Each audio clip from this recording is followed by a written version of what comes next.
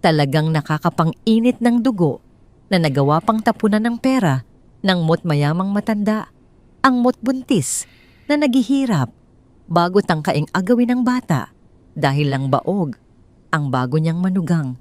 Akala yata ng pamilyang ito na mabibili ng yaman ang dangal ng mot, inang wala ng ibang kakampi sa gitna ng dusa. Maupo ka muna sandali at pakinggan mo kung paano sila tinapatan ng mot estrangherong karpintero.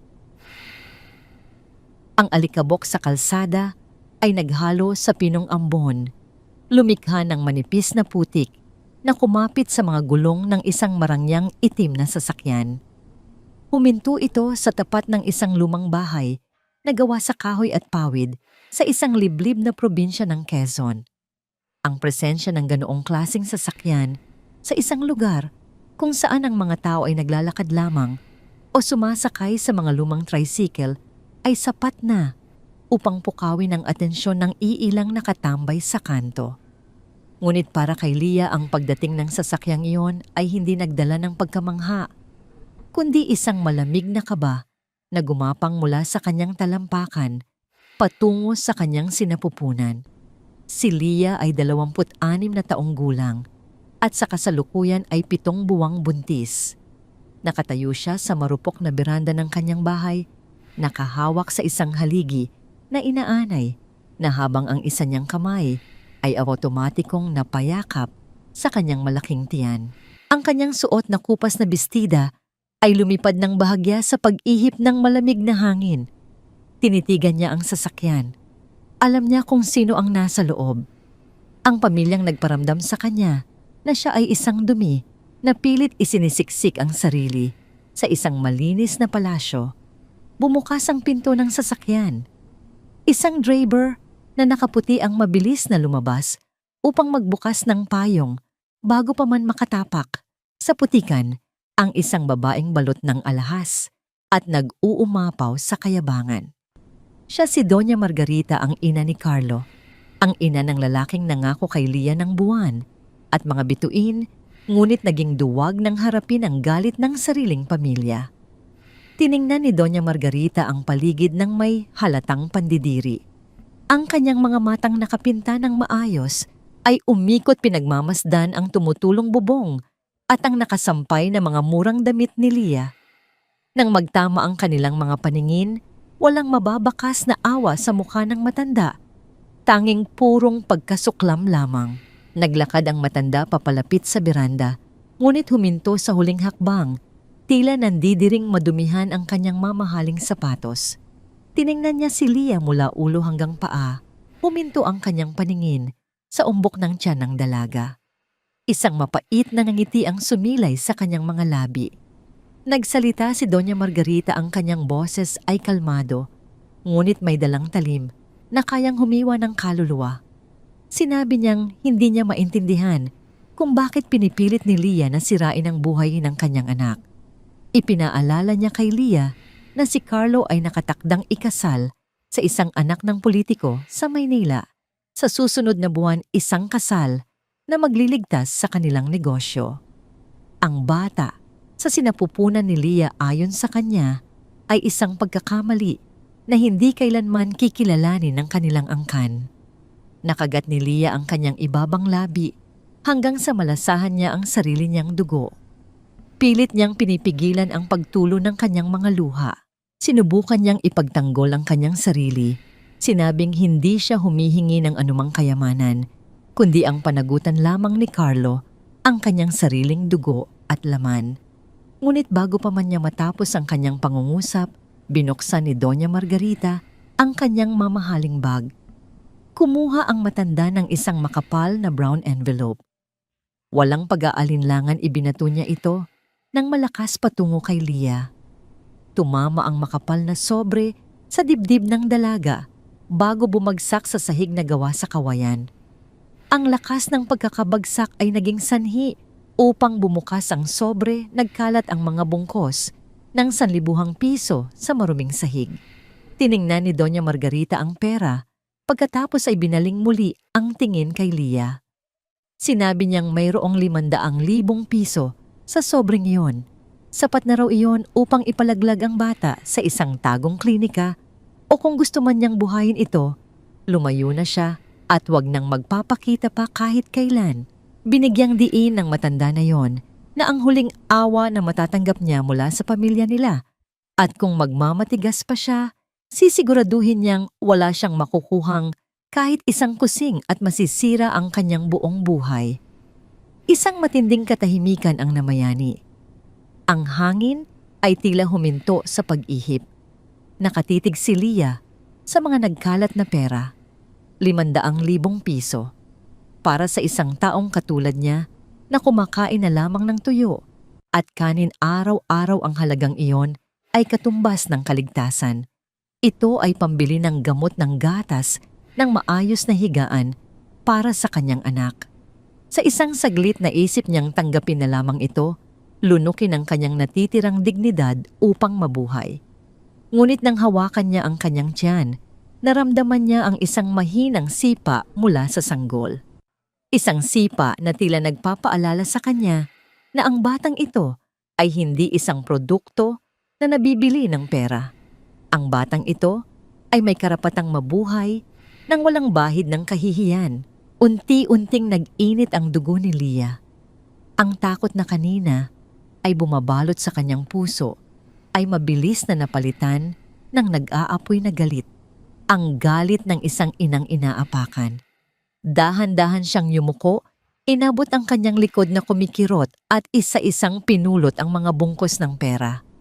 Isang mapagmataas na ngiti ang lumitaw sa mukha ni Doña Margarita nang makita ang ginagawa ni Leah. Naisip ng matanda na sa huli, pera pa rin ang magpapatahimik sa mga taong patay gutom. Ngunit nagkamali siya ng labis. Pagkatapos pulutin ang lahat ng pera, tumayo si Leah ng tuwid. Humakbang siya papalapit kay Doña Margarita. Hindi umatras ang matanda, tila hinahamon pa ang dalaga gamit ang kanyang matalim na tingin. Walang babala hinawakan ni Leah nang mahigpit ang mamahaling bag ng matanda na nakasabit sa braso nito. Pilit na binuksan ni Leah ang bag at marahas na isiniksik pabalik ang makapal na sobre sa loob nito. Nagulat ang matanda. Tinangka niyang bawiin ang kanyang bag, ngunit ang higpit ng hawak ni Leah ay hindi niya inaasahan mula sa isang buntis. Tinitigan ni Leah ng diretso sa mga mata ang ina ng lalaking nanakit sa kanya. Ang kanyang boses ay nanginig hindi sa takot kundi sa matinding puot nang sabihin niyang hindi kayang bilhin ng pera ang kanyang dignidad. Idineklara niyang ang anak niya ay walang kinalaman sa pamilyang walang puso at simula sa araw na yon patay na si Carlo para sa kanila. Dahil sa sobrang galit, inangat ni Doña Margarita ang kanyang kamay upang sampalin si Leah dahil sa kawalang galang nito. Ngunit bago pa man dumapo ang kamay ng matanda sa kanyang pisngi, mabilis na nakaiwas si Leah. Ginamit ni Leah ang kanyang natitirang lakas, itinaas ang kanyang mga kamay at itinulak ng buong puwersa ang mga balikat ni Doña Margarita. Nawalan ng balanse ang matanda. Ang kanyang mamahaling takong ay dumula sa basang kahoy ng beranda. Napaatras siya ng mabilis at tuluyang nahulog sa maputik na bahagi ng bakuran. Nasira ang kanyang postura, ang kanyang magandang damit ay nabahiran ng maitim na putik at ang kanyang bag ay bumagsak sa lupa. Nanlaki ang mga mata ng driver at mabilis na tumakbo upang tulungan ang kanyang amo. Nanginginig sa galit at kahihiyan si Doña Margarita habang tinutulungang makatayo. Tinuro niya si Leah ang kanyang mukha ay namumula sa sobrang galit. Sumigaw ang matanda, nagbabantang pagsisisihan ni Leah ang ginawa niyang pagpapahiya sa kanya at sisiguraduhin niyang luluhod ito sa hirap. Walang kurap na pinanood ni Leah ang matanda habang pilit nitong inaayos ang sarili bago pumasok sa sasakyan. Ipinagbagsakan ng malakas ang pinto ng kotse at mabilis na umarangkada ang sasakyan palayo. Iniwan ang malalaking marka ng gulong sa putikan. Nang mawala na sa paningin niya ang sasakyan, doon lamang tuluyang bumigay ang mga tuhod ni Leah. Napaupo siya sa malamig na sahig ng beranda. Ang lakas na ginamit niya kanina ay biglang naglaho na palitan ng matinding pagod at panlulumo. Nagsimulang pumatak ang kanyang mga luha kasabay ng panginginig ng kanyang buong katawan. Naiwan siyang mag-isa, walang pera, walang suporta, at may kalaban na makapangyarihan. Sa kalangitan, ang mga maiitim na ulap ay mabilis na nag-ipon. Nagbabadya ang isang malakas na bagyo, ang uri ng bagyo na madalas manalasa sa kanilang lalawigan tuwing sasapit ang Setyembre. Ang hangin ay naging marahas, pinapagaspas ang mga puno ng niyog sa paligid. Nagsimulang bumagsak ang mabibigat na patak ng ulan, tumatagos sa mga butas ng luma niyang bubong. Pumasok si Leah sa loob ng bahay upang umiwas sa ulan, ngunit halos walang pinagkaiba ang loob sa labas. Maraming tulo sa ibabaw ng kanyang higaan, sa kusina at sa sahig. Kumuha siya ng mga lumang timba at palanggana. Inilagay ang mga ito sa ilalim ng mga tumutulong tubig. Ang malamig na simoy ng hangin ay pumasok sa mga siwang ng dingding na yari sa sawali. Pagsapit ng gabi ang bagyo ay lalong lumakas. Walang kuryente, tanging isang maliit na kandila lamang ang nagbibigay ng liwanag sa loob ng barong-barong. Nakabaluktot si Leah sa isang tuyong sulok ng bahay, yakap ang isang manipis na kumot. Nakikinig siya sa hampas ng hangin at sa pag-iyak ng mga punong kahoy. Ngunit may isang tunog na nagpatayo ng mga balahibo niya sa takot. Isang matinding pag-unat ng kahoy ang nagmula sa pangunahing haligi ng kanyang bahay. Ang haliging iyon ang sumusuporta sa kabuuan ng bubong. Dahil sa pagkakababad sa tubig at sa lakas ng hangin, nagsimula itong magbigay ng senyales na hindi na nito kaya ang bigat. Nakita ni Leah ang dahan-dahang pagtagilid ng poste. Ang mga pako na nakabaon sa kahoy ay unti-unting nabubunot dahil sa tindi ng puwersa. Kung babagsak ang bubong, wala siyang pupuntahan. Wala siyang kakayahang tumakbo sa gitna ng baha at dilim habang bitbit ang kanyang malaking tiyan. Pumikit siya ng mariin, hinigpitan ng yakap sa kanyang sinapupunan at nagsimulang manalangin. Humingi siya ng tulong hindi para sa kanyang sarili, kundi para sa batang walang kamuwang-muwang na dumedepende sa kanya. Ang matinding ulan sa labas ay tila nakikiramay sa kanyang paghikbi. Naghihintay siya sa tiyak na pagkawasak ng nag-iisa niyang masisilungan, umaasa sa isang himala na mukhang imposibleng dumating sa isang gabing puno ng galit ng kalikasan. Ang hagupit ng bagyo ay walang sinasanto. Bawat hampas ng hangin ay tila galit na kamay na nagtatangkang wasakin ang marupok na bahay ni Leah. Nakadikit siya sa malamig na dingding na sa wali yakap ang kanyang tiyan, habang ang liwanag ng nag-iisang kandila ay naghihingalo sa bawat pagpasok ng hangin sa mga awang ng sahig. Ang tubig ulan ay mabilis na nag-ipon sa sahig, nilulunod ang mga lumang palanggana na inilagay niya upang saluhin ang mga tulo mula sa bubong. Sa gitna ng nakabibinging ihip ng hangin, isang matinding pag-unat ng kahoy ang umaling-awngaw mula sa itaas. Ang pangunahing haligi ng bahay na kanina panakikipagbuno sa lakas ng bagyo ay tuluyan ng bumigay. Isang mahaba at mabigat na sirong kahoy mula sa bubungan ang mabilis na bumagsak papunta sa direksyon kung saan nakaupo si Leah. Nanlaki ang mga mata ni Leah. Ang kanyang katawan ay nanigas sa takot, hindi magawang igalaw ang kanyang mabigat na tiyan upang makaiwas. Ipinikit niya ang kanyang mga mata, naghihintay sa matinding sakit at sa malamang na katapusan ng kanyang buhay at ng sanggol sa kanyang sinapupunan. Ngunit bago pa man tumama ang mabigat na kahoy sa kanyang ulunan, isang malakas na puwersa ang biglang humablot sa kanyang braso. Naramdaman ni Leah na tila siya ay hinila palayo sa panganib ng isang matipunong braso. Pagdilat niya, nakita niya ang kahoy na bumagsak sa mismong pwesto kung saan siya nakaupo kanina. Winasak ang lumang upuan at nagpakalat ng mga patak ng tubig sa paligid. Nang lumingon siya upang tingnan kung sino ang nagligtas sa kanya, bumungad sa kanya ang isang figura ng lalaking basang-basa sa ulan, humihingal at may mahigpit na pagkakahawak sa kanyang balikat. Ang lalaki ay matangkad, may malalapad na balikat na nababalot ng isang manipis at basang sando. Ang kanyang buhok ay mahaba at nakadikit sa kanyang mukha dahil sa ulan. Sa liwanag ng kidlat na paminsan-minsan ay nagliliwanag sa loob ng bahay, nakita ni Leah ang mukha nito, magaspang may balbas na ilang araw nang hindi naaahitan at may mga matang nagtataglay ng lalim at kalungkutan na katulad ng sa kanya.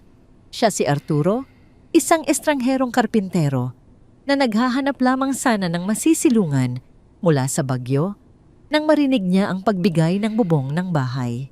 Tiningnan ni Arturo si Leah mula ulo hanggang paa, lalo na ang malaking tiyan nito, upang masigurong walang pinsala ang dalaga. Tinanong niya si Leah kung maayos lang ang kalagayan nito. Ang kanyang boses ay malalim at gasgas, tila matagal nang hindi ginagamit sa mahabang pakikipag-usap. Nanginginig na tumango si Leah.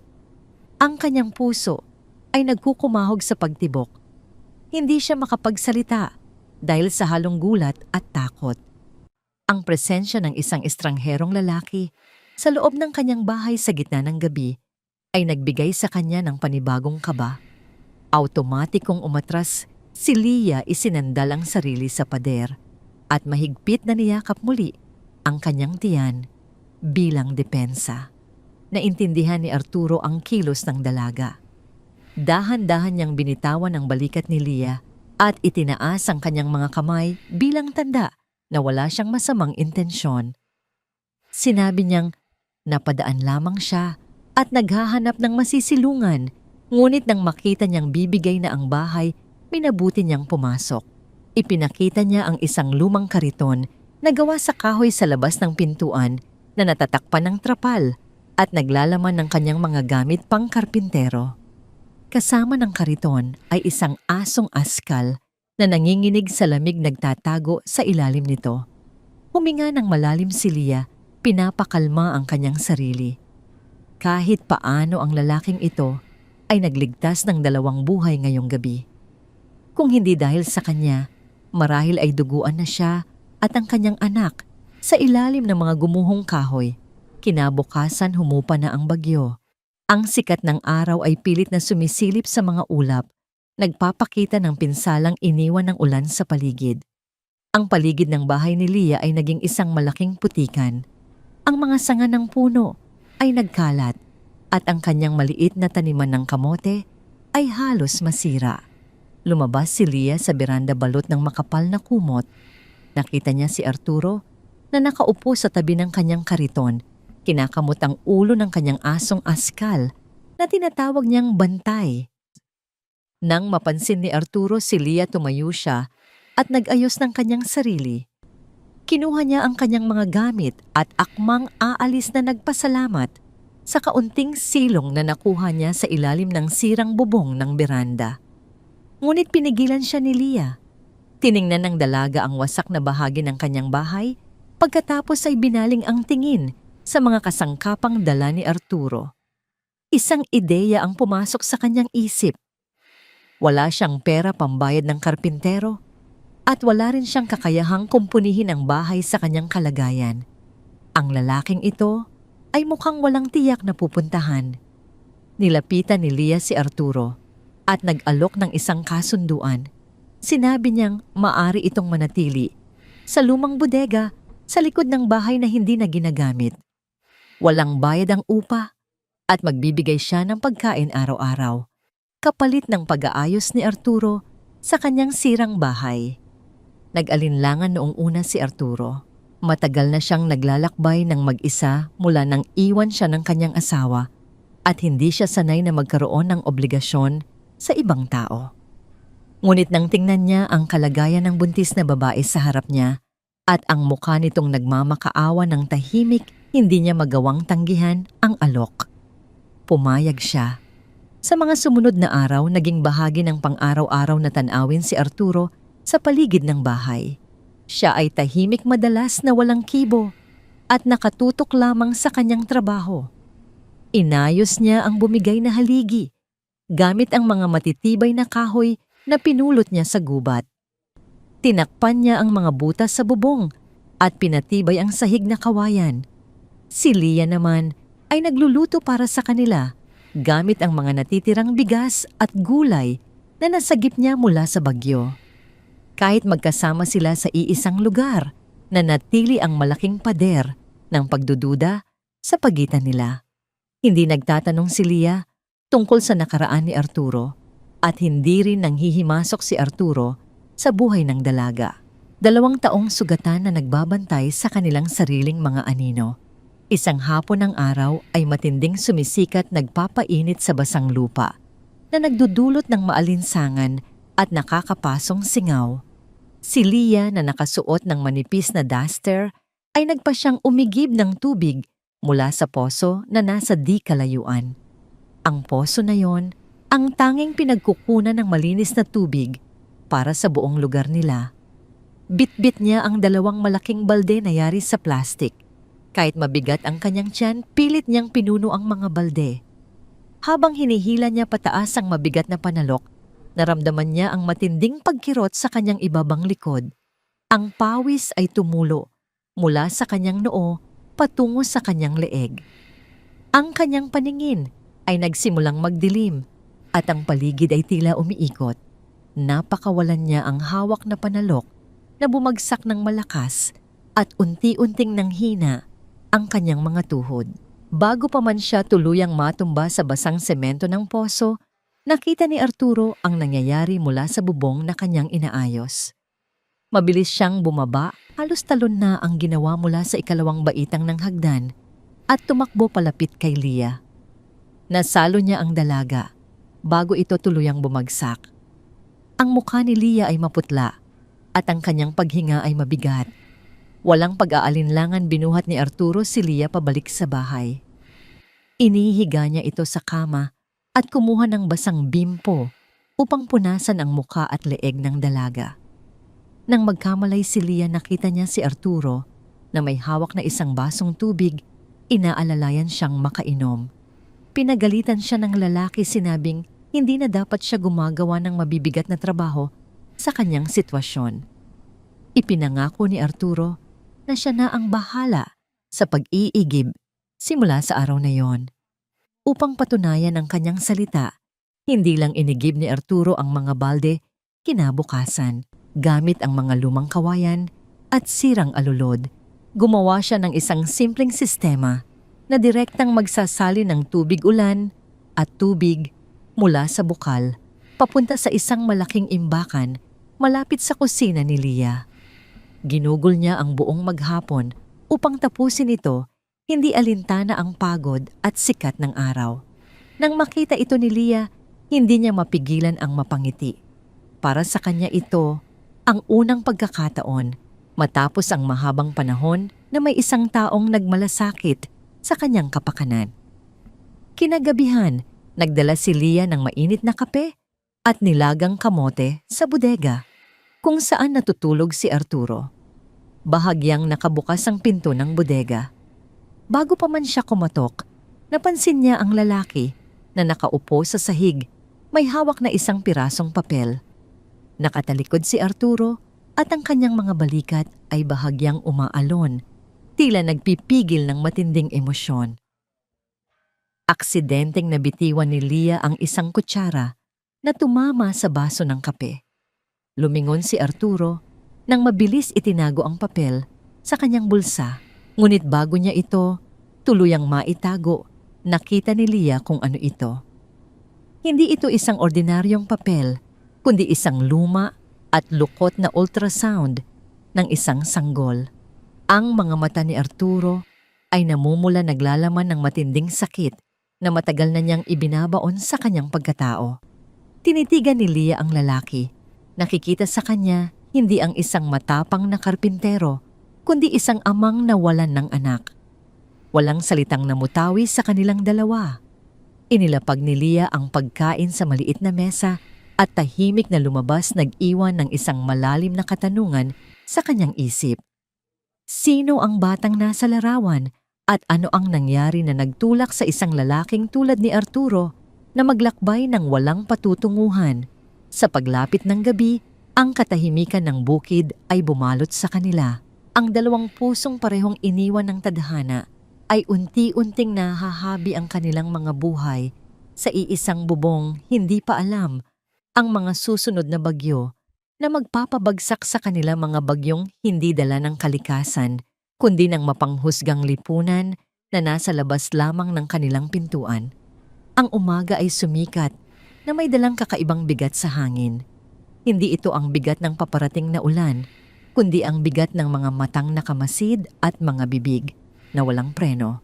Sa isang maliit na baryo kung saan ang buhay ng bawat isa ay tila bukas na aklat sa lahat, ang presensya ng isang estrangherong lalaki sa bahay ng isang babaeng buntis at walang asawa ay isang masarap na putahe para sa mga tsismosa.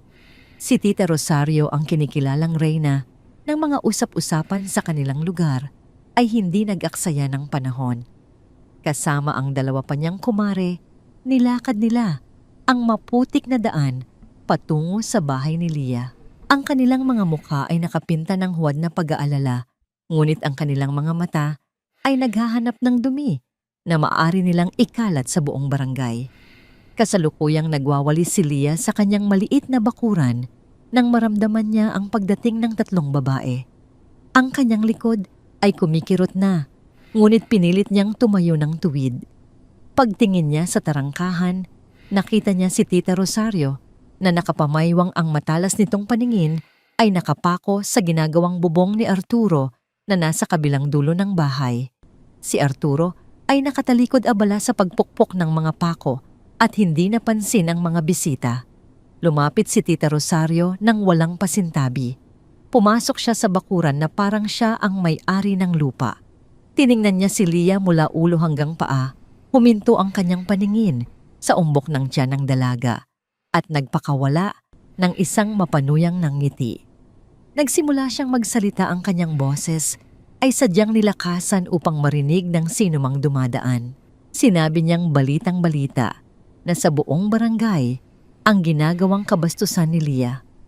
Ayon sa kanya, hindi pa nga nakakapanganak ang dalaga mula sa pagkakabuntis nito. Sa isang lalaking iniwan lamang, siya ay heto na naman at nag-uwi ng panibagong lalaki sa kanyang bahay. Idinagdag pa ng matanda na ginagawa ni Lia na pugad ng kasalanan ang kanilang lugar at hindi raw nakapagtataka kung bakit siya pinarurusahan ng Diyos ng ganoong kahirapan. Naramdaman ni Lia ang pag-akyat ng dugo sa kanyang ulo. Ang mga salitang iyon ay parang mga kutsilyong nakabaon sa kanyang dibdib.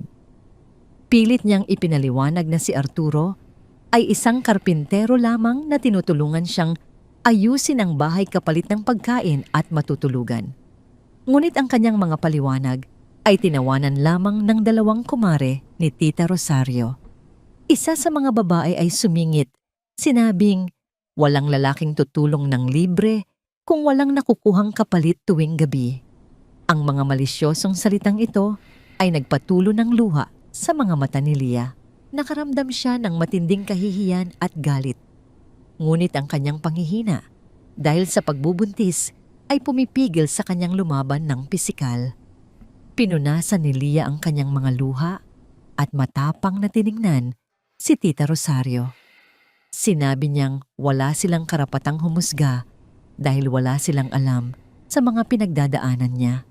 Idiniin niyang ang lupang kinatatayuan nila ay pag-aari niya at maaari silang umalis kung wala silang ibang gagawin kundi mangmaliit ng kapwa. Ang katapangan ni Lia ay lalong nagpagalit kay Tita Rosario. Hindi sanay ang matanda na sinasagot siya ng mga nakababata, lalo na ng isang itinuturing niyang mababa ang moralidad. Namula ang mukha ni Tita Rosario sa inis. Itinaas niya ang kanyang kanang kamay, handang idapo ang isang malakas na sampal sa mukha ng buntis na dalaga upang turuan ito ng leksyon. Pumikit si Lia at inihanda ang sarili sa sakit.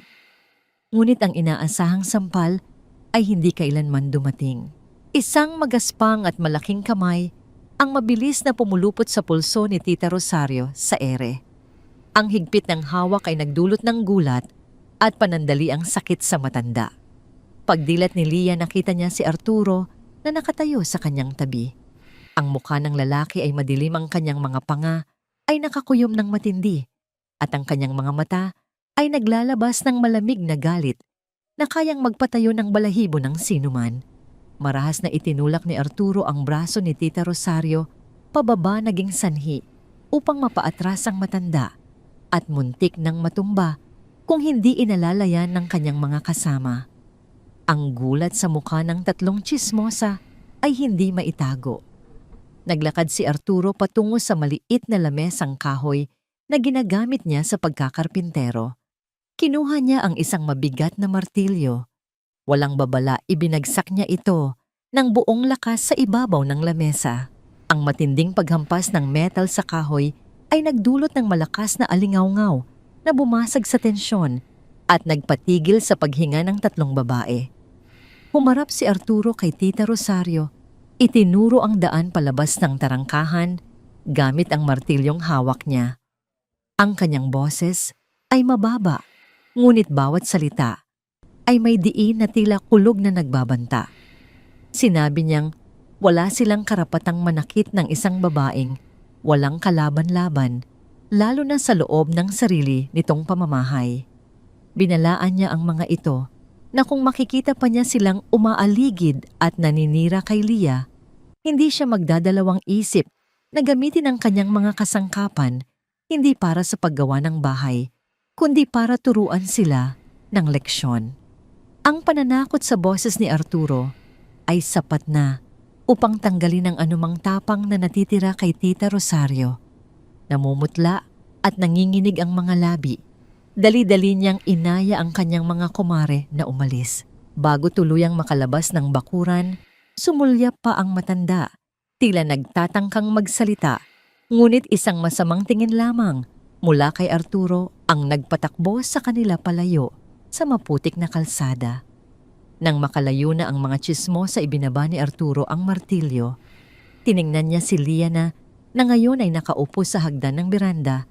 Nakatakip ang mukha ng dalawang kamay habang umiiyak ng tahimik. Ang matapang na harapan kanina ay napalitan ng panginginig ng mga balikat ng dalaga. Hindi na kinaya ni Lia ang sunod-sunod na pagmamalupit ng mundo sa kanya. Dahan-dahang lumapit si Arturo. Umupo siya sa isang mababang bangko sa tapat ni Lia. Hindi niya alam kung paano aaluin ang isang babaeng umiiyak. Matagal na siyang nawalan ng kasanayan sa pagpapakita ng lambing, ngunit alam niya ang pakiramdam ng hinuhusgahan at iniiwan. Kumuha siya ng isang malinis na piraso ng tela mula sa kanyang bulsa at iniabot ito kay Lia. Tiningnan siya ng dalaga, ang mga mata nito ay puno ng luha at pasasalamat. Kinuha ni Lia ang tela at pinunasan ng kanyang mukha. Sa unang pagkakataon, binasag ni Arturo ang mahabang katahimikan tungkol sa kanilang mga nakaraan. Nakatingin sa malayo, nagsimula siyang magsalita. Ang kanyang boses ay tila nagmumula sa isang malalim na balon ng kalungkutan. Ikinuwento niya na 5 taon na ang nakararaan. Meron siyang pamilya. Ang kanyang asawa ay nagdesisyong maging isang overseas Filipino worker upang mabigyan umano ng magandang kinabukasan ang kanilang nag-iisang anak na babae. Pumayag siya, nagtiwala at naiwan upang maging isang amang nag-aalaga mag-isa. Nagtrabaho siya ng marangal bilang karpintero, inipon ang bawat padala ng asawa at naghintay. Ngunit isang araw natanggap niya ang balita na may ibang pamilya na ang kanyang asawa sa ibang bansa. Ginamit nito ang lahat ng naipon nilang pera upang kunin ang kanilang anak at ilayo sa kanya ng walang paalam. Ang babaeng mahal niya at ang anak na naging mundo niya ay bigla na lamang naglaho. Naiwan siyang walang pera, walang pamilya at naging pulutan ng tsismis sa kanilang sariling probinsya kung paano siya ginawang tanga ng sariling asawa. Napatingin si Lia kay Arturo. Ang sakit sa mga mata ng lalaki habang ikinukwento ito ay tumagos sa kanyang puso. Naalala niya ang lukot na ultrasound na nakita niya noong isang gabi. Ngayon ay naiintindihan na niya kung bakit ganito na lamang ang pagtatago ni Arturo sa mundo at kung bakit ganito siya kaprotektibo sa kanya. Ipinagpatuloy ni Arturo ang kanyang sinasabi, mariing ipinapaalala kay Lia na ang mga taong tulad ni Tita Rosario ay nabubuhay lamang sa kalungkutan ng iba. Sinabi niyang hindi dapat hayaan ni Lia na ang mga malisyosong salita ng ibang tao ang magdikta ng halaga ng kanyang anak. Idiniin niyang pareho silang itinapon ng mga taong dapat sana ay nagmamahal sa kanila, ngunit hindi ibig sabihin noon ay wala na silang karapatang bumuo ng bagong buhay. Naramdaman ni Lia ang isang mainit na pakiramdam sa kanyang dibdib. Ang salitang bumuo ng bagong buhay ay tila isang pangako na hindi niya inaasahang maririnig mula sa isang estranghero. Tumango siya nang dahan-dahan isang tipid ng ngiti ang sumilay sa kanyang mga labi sa kabila ng mugtong mga mata. Tumayo si Arturo, kinuha muli ang kanyang martilyo at mga pako. Bago siya tuluyang bumalik sa paggawa ng bubong, sinulyapan niya si Lia. Sinabi niyang hangga't nandito siya sa bahay na ito, walang sino man ang maaring manakit sa kanya, kahit sa salita man o sa gawa. Naiwan si Lia sa beranda. Pinagmamasdan ang likod ng lalaking patuloy na nagtatrabaho. Ang lalaking ito na walang dalang anuman, kundi ang kanyang mga kasangkapan at isang aso ay unti-unting nagiging isang matibay na haligi na pumapalit sa mga nasirang poste ng kanyang tiwala. Sa gitna ng mapanghusgang mundo, natagpuan nila ang isang hindi sinasadyang kakampi sa isa't isa. Ang katahimikan ng hapon ay binalot ng ingay ng isang makina ng sasakyan na dahan-dahang tumitigil sa harap ng tarangkahan ni Lia. Hindi ito ang marangyang sasakyan ni Doña Margarita, kundi isang kulay pilak na sedan na tila sumisigaw ng karangyaan sa gitna ng masukal na riles ng niyugan. Lumabas mula sa sasakyan ang isang lalaking may maayos na pananamit, ngunit ang kanyang mukha ay bakas ng pag-aalinlangan at kahinaan. Siya si Carlo.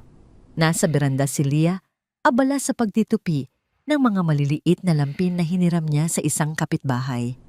Nang makita niya ang lalaking ama ng kanyang dinadala, tumigil ang mundo ni Lia. Ang bawat alaala ng matatamis na pangako at ang masakit na pagtalikod ni Carlo ay bumalik na parang isang malakas na sampal. Nanigas ang kanyang mga kamay sa hawak na tela at ang kanyang paghinga ay naging mababaw. Dahan-dahang lumapit si Carlo sa hagdan. Tiningnan niya si Lia ng may halong lungkot, ngunit walang bakas ng tunay na pagsisisi. Sinabi ni Carlo na narito siya, hindi upang makipag-away, kundi upang ayusin ang lahat. Ipinaliwanag niya na ang kanyang napangasawa sa Maynila ay hindi biniyayaan ng kakayahang magkaanak.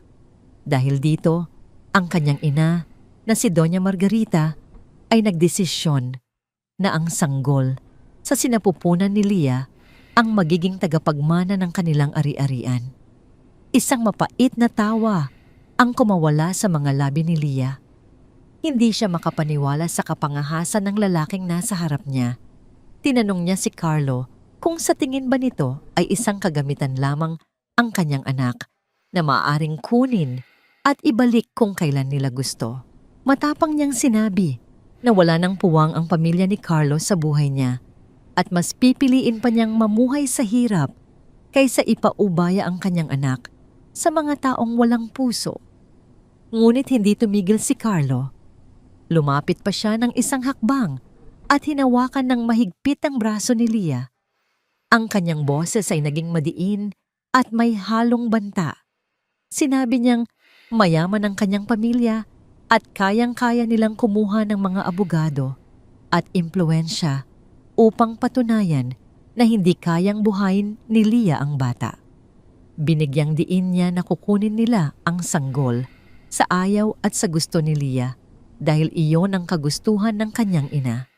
Naramdaman ni Lia ang panginginig ng kanyang braso sa higpit ng pagkakahawak ni Carlo. Sinubukan niyang kumawala, ngunit mas lalong hinigpitan ng lalaki ang kapit dito. Sa gitna ng takot at galit naramdaman ni Lia ang mabilis na pagtibok ng kanyang puso. Mula sa likuran ng bahay lumabas si Arturo. Hawak niya ang isang malaking tipak ng kahoy na balak sana niyang gawing upuan. Nang makita niya ang isang estrangherong lalaki na pilit na hinahawakan Ang nasasaktang si Lia ang kanyang mga mata ay nagapoy sa galit.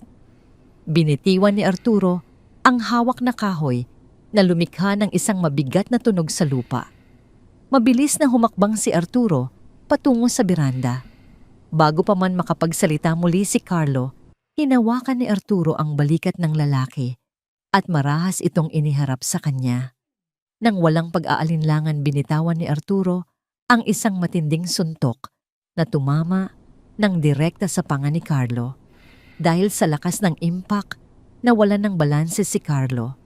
Napaatras siya ng mabilis na tisod sa huling baitang ng hagdan at tuluyang bumagsak ng patihaya sa maputik na bahagi ng bakuran. Ang kanyang mamahaling barong ay agad na nabahiran ng madilim na putik.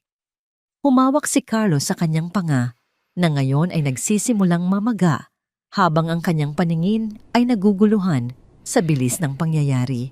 Tumayo si Arturo sa harap ni Lia, tila isang matibay na pader na naghihiwalay sa dalaga at sa panganib. Ang kanyang mga kamao ay nakakuyom pa rin at ang kanyang boses ay malamig na parang yelo nang sabihin niyang huwag nang magkakamali si Carlo na hawakan muli si Lia sa paraang iyon. Sinabihan niya si Carlo na umalis na bago pa siya makalimot at makagawa ng bagay na pagsisihan nito habang buhay. Dahan-dahang tumayo si Carlo mula sa putikan. Pinunasan niya ang dugo sa gilid ng kanyang labi gamit ang kanyang braso. Tiningnan niya si Arturo nang may halong takot at matinding inggit. Isang mapanuyang ngiti ang lumitaw sa mukha ni Carlo bago siya nagsalita ng pasigaw. Sinabi niyang si Arturo ay isa lamang hamak na karpintero, isang taong walang pangalan na nakikitira sa isang buntis. Idinagdag pa niya na hindi pa rito nagtatapos ang lahat at sisiguraduhin niyang kukunin niya ang lahat ng pag-aari ni Lia, kabilang ang lupang kinatatayuan nila upang mawalan sila ng masisilungan. Pumasok si Carlo sa kanyang sasakyan at marahas na in-start ang makina. Bago tuluyang umalis, muli siyang sumilip sa bintana at nanumpa na babalik siya kasama ang mga taong kukuha sa bata. Ang tunog ng mabilis na pag-alis ng sasakyan ay nag-iwan ng alikabok sa hangin na tila simbolo ng dumi na dinala ni Carlos sa kanilang bakuran. Nang mawala na ang sasakyan, nilapitan ni Arturo si Lia. Nakita niyang nanginginig pa rin ang dalaga, ang kanyang mga mata ay puno ng takot para sa hinaharap. Inalalayan ni Arturo si Lia na maupo sa isang silya. Kinuha niya ang nanginginig na kamay ng dalaga at hinawakan ito nang may pag-iingat isang kilos na nagpapahiwatig na hindi niya ito pababayaan. Nagsalita si Arturo nang may kasiguraduhan. Sinabi niyang hanggat may lakas pa siya, hinding-hindi niya papayagang makuha ni Carlo ang bata. Ipinangako niyang gagawin niya ang lahat upang protektahan ang kanilang tahanan kahit na mga hulugan ito ng pakikipaglaban sa mas makapangyarihang mga tao. Ang bawat salita ni Arturo ay tila naging gamot sa sugatang puso ni Lia. Pumasok ang gabi na may dalang kakaibang katahimikan. Hindi na ito ang katahimikan ng kapayapaan, kundi ang katahimikan bago ang isang mas malaking labanan. Sa loob ng maliit na bahay nakatingin si Lia sa bintana, binabantayan ang bawat aninong gumagalaw sa labas. Alam niyang ang pag-atake ni Carlo ay simula pa lamang at ang tunay na bagyo ay paparating pa lamang.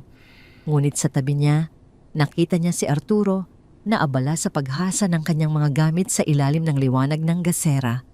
Ang determinasyon sa mukha ng lalaki ay nagbigay kay Lia ng isang uri ng lakas na hindi niya naramdaman noon sa piling ni Carlo.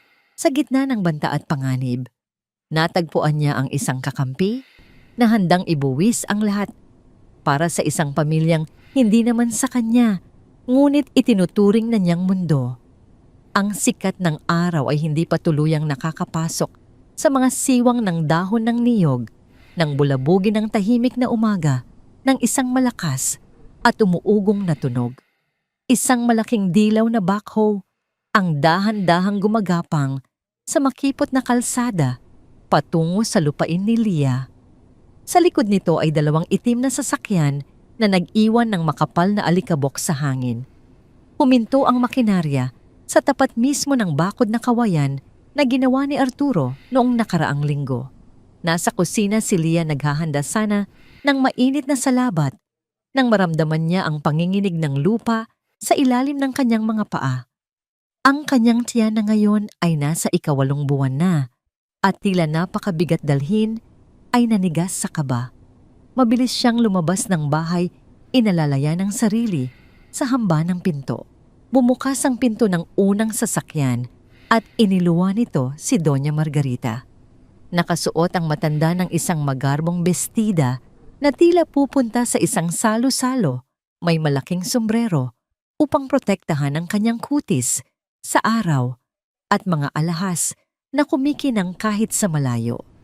Kasunod niyang bumaba ang 4 na lalaking may malalaking katawan, nakapamulsa at may mga mapanlamang na ngiti sa kanilang mga labi.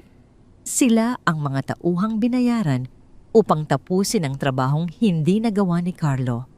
Tumayo si Doña Margarita.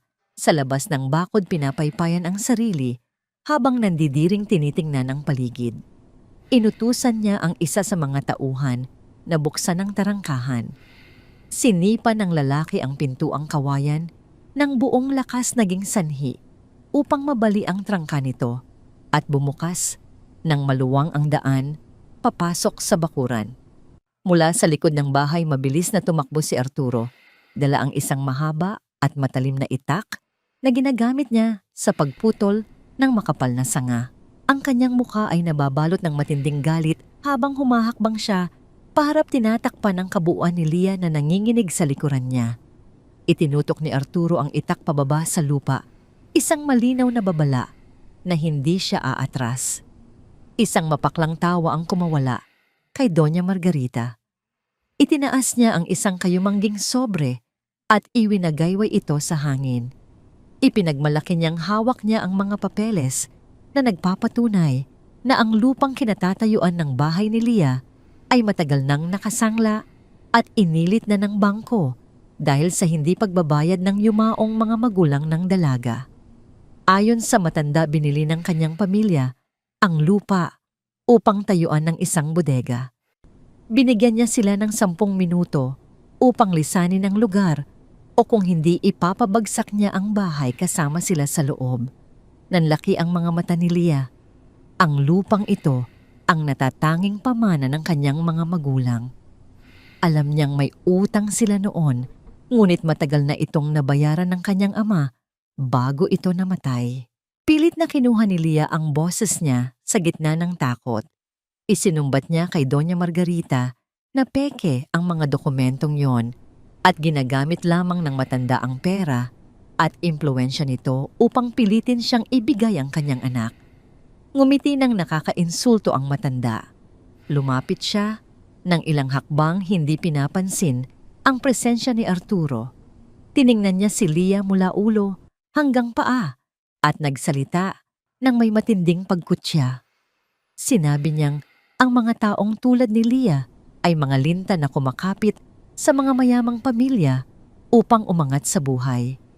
Idinagdag pa niya na ang sanggol sa sinapupunan ni Lia ay isang dumi na kailangang linisin mula sa pangalan ng kanilang angkan at kapag nakuha na nila ang bata, itatapon nila si Lia sa kalsada kung saan siya nararapat.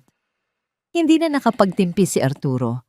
Itinaas niya ang itak hindi upang manakit, kundi upang gumawa ng linya sa lupa sa pagitan nila at ng mga tauhan ni Doña Margarita. Ang kanyang boses ay umaalingaw-ngaw sa buong bakuran, malalim at puno ng paninindigan. Binalaan niya ang matanda na kung hakbangin nila ang linyang yon, kalilimutan niya ang batas at ipagtatanggol niya ang pamilyang ito gamit ang kanyang sariling dugo. Nag-init ang ulo ni Doña Margarita sa pagmamatigas ng karpintero. Inutusan niya ang kanyang mga tauhan na paluin si Arturo at kaladkarin si Lia palabas ng bahay. Umabante ang 2 malalaking lalaki. Inilabas ang mga batutang nakatago sa kanilang likuran. Sa pagkakataong yon, isang bagay ang nagpabago sa timbang ng sitwasyon. Sa tabi ng hagdanan, kung saan nakatayo si Leah, may isang malaking timba ng plastik. Ito ang ginagamit ni Arturo upang ibabad ang mga ugat ng halamang gamot at mga balat ng punong kahoy na nag-iwan ng napakaitim, malapot at mabahong putik sa ilalim ng tubig. Sa tindi ng galit na naramdaman ni Leah dahil sa paulit-ulit na pang-insulto at pananakot sa buhay ng kanyang anak, nagkaroon siya ng lakas na hindi niya inakalang taglay niya. Yumuko si Leah nang mabilis hinawakan ang magkabilang gilid ng timba ng buong higpit. Kahit mabigat, inangat niya ito gamit ang lakas na nagmumula sa kanyang desperasyon. Bago pa man makalapit ang mga tauhan kay Arturo, ibinuhos ni Leah ang buong laman ng timba, ang maitim, malapot at mabahong tubig putik, nang direkta patungo kay Doña Margarita na nakatayo ng buong yabang sa unahan. Isang matinding sigaw ng pagkabigla at pandidiri ang pinakawalan ng matanda. Ang maitim na putik ay tumama sa kanyang muka, sumira sa kanyang maayos na buhok at dumaloy pababa sa kanyang mamahaling damit at mga alahas. Ang mabahong amoy ng nabubulok na ugat ay agad na kumalat sa hangin. Nawala ang lahat ng poise at kayabangan ng matanda. Siya ngayon ay mukhang isang basang sisiw na inilublob sa kanal. Natigilan ang mga tauhan. Hindi nila alam kung tutulungan ba ang kanilang amo o susugod kay Arturo na ngayon ay nakatutok na ang itak sa kanila. Pilit na pinupunasan ni Doña Margarita ang kanyang mga mata gamit ang kanyang nanginginig at maputik na mga kamay. Umiiyak siya sa tindi ng kahihiyan. Ang kanyang perpektong imahe ay sinira ng isang babaeng tinawag niyang Linta. Sa gitna ng pagwawala ng matanda, nagsalita si Leah. Ang kanyang boses ay hindi na nanginginig kundi matapang at buo. Sinabi niya kay Doña Margarita na ang putik sa katawan nito ay madaling hugasan, ngunit ang dumi sa kaluluwa nito ay hindi kailanman matatanggal ng anumang mamahaling sabon. Inutusan niya silang lumayas sa kanyang pamamahay at huwag nang babalik. Dahil sa matinding kahihiyan at sa takot na baka tuluyang manlaban si Arturo na handang pumatay, sumigaw si Doña Margarita sa kanyang mga tauhan na umatras. Inalalayan siya ng dalawang lalaki pabalik sa sasakyan habang patuloy siyang nagmumura at umiiyak sa dumi. Umatras din ang backhoe, iniwan ang nasirang tarangkahan bilang tanging palatandaan ng kanilang pagbisita. Pinanood ni Leah at Arturo ang mabilis na pag-alis ng mga sasakyan. Nang tuluyang mawala ang mga ito sa paningin, binitawan ni Arturo ang hawak na itak. Humarap siya kay Leah, bakas ang paghanga sa katapangan ng dalaga. Ngunit bago pa man makapagpasalamat si Arturo, napansin niya ang biglaang pagbabago sa mukha ni Leah. Ang matapang na ekspresyon ay napalitan ng matinding pamumutla. Nakahawak si Leah sa kanyang malaking tiyan, ang kanyang mga mata ay nanlalaki sa sakit. Ang matinding tensyon, galit at ang pag-angat ng mabigat na timba ay nakapagdulot ng matinding presyon sa kanyang katawan. Napahawak si Leah sa braso ni Arturo habang unti-unting nanlalambot ang kanyang mga tuhod. Isang mainit na likido ang naramdaman niyang dumaloy mula sa kanyang hita pababa sa kanyang mga binti. Tumingin siya sa ibaba at nakita ang basang lupa sa kanyang paanan. Pumutok na ang kanyang panubigan.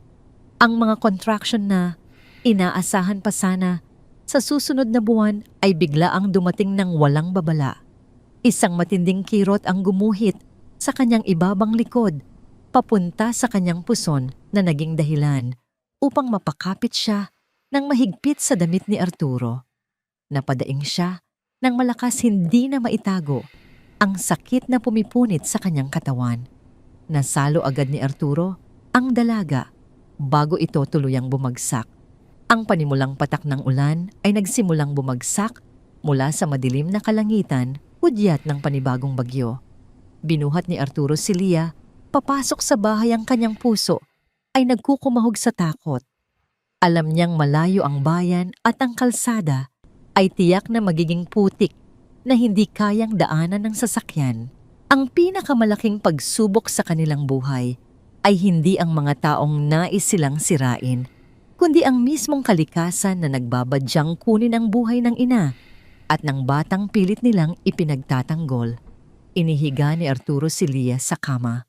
Ang kanyang isip ay mabilis na nag-iisip kung paano niya isasalba ang dalawang buhay na ngayon ay tanging sa kanya lamang nakasalalay. Ang mga patak ng ulan ay naging isang mabigat na buhos ang tunog nito.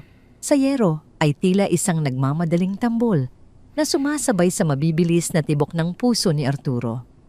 Nakahiga si Lia sa lumang kama na yari sa kawayan balot ng pawis habang ang bawat pagdaing niya ay tila isang kutsilyong humihiwa sa katahimikan ng kwarto.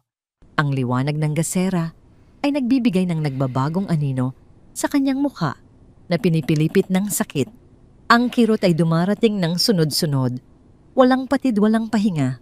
Isang alon ng matinding sakit ang gumagapang mula sa kanyang likod, papunta sa kanyang sinapupunan, nag-iiwan sa kanya ng pakiramdam na ang kanyang katawan ay pilit na binibiyak.